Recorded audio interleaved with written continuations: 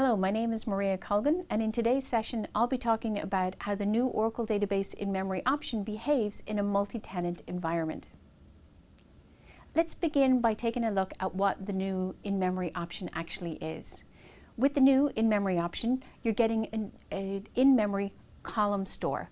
That column store allows data from the database to be populated in memory in a new column format. That column format has been specifically designed in order to allow it to process analytical style queries very efficiently.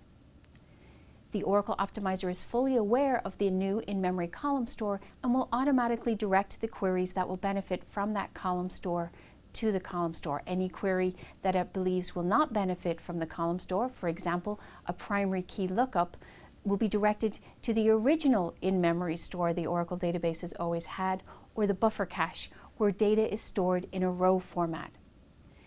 Both the buffer cache and the column store are kept transactionally consistent, so any change that occurs in the database is instantly reflected in the column store, so there isn't any issues of it giving you stale data or wrong results.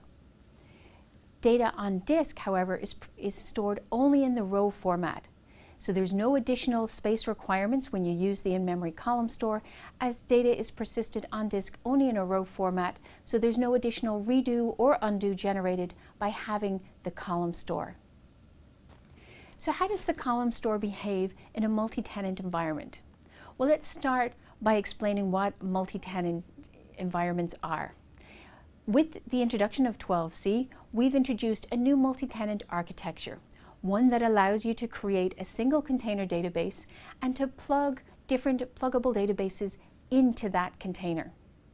Each pluggable database is a complete Oracle database, so no application changes are required to be able to take advantage of this new architecture. What's really beautiful about the architecture is the fact that we only allocate one set of memory and one set of background processes for the complete environment. This is going to allow us to be able to consolidate more systems in this one server because we're reducing the overhead of each of the individual databases. So where does the in-memory column store get allocated within an Oracle database, and specifically in a multi-tenant environment? Well, the column store is a new component of the shared global area, or the SGA, of the database. So you're going to need to specify a new pool for the in-memory area, and you're going to need to make sure that your shared global area is large enough to accommodate that new pool of memory. You can specify the size of the in-memory area by specifying a new init.or parameter called in-memory size. As I said, it is a component of the SGA, so the SGA target parameter also needs to be large enough to accommodate that in-memory area.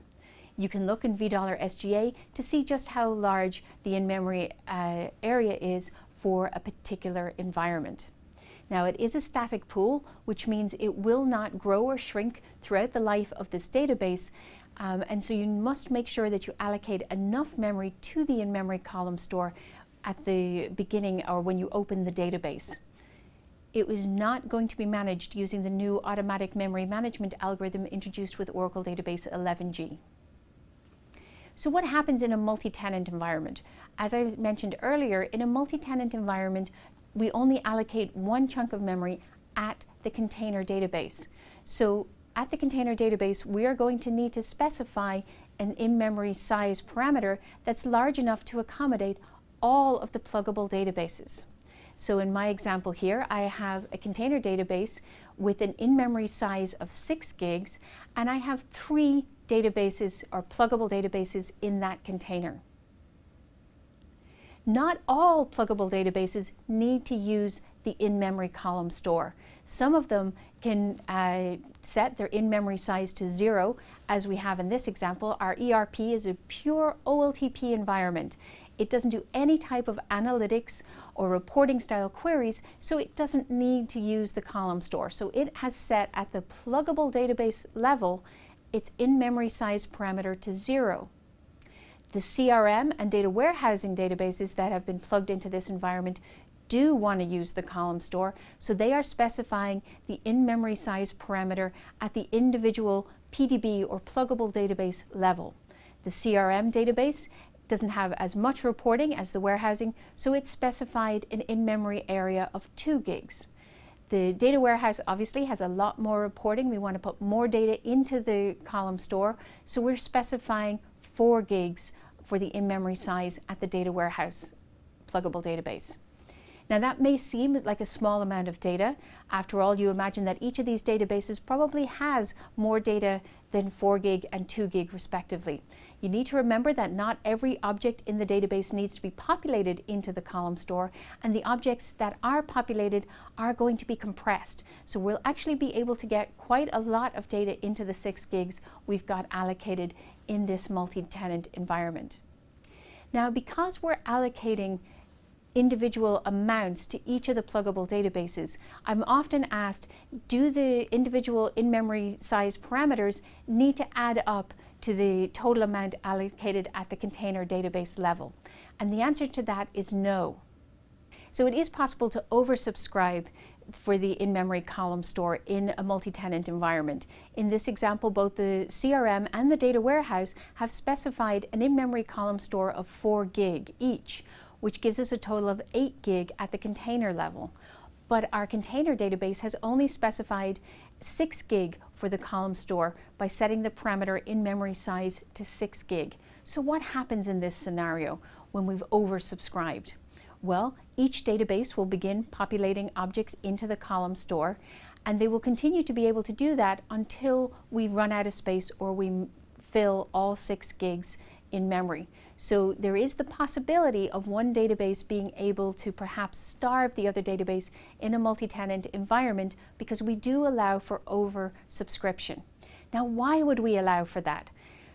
Well, remember, one of the key advantages of using a multi-tenant environment is the fact that it allows you to very easily upgrade databases from one release to another.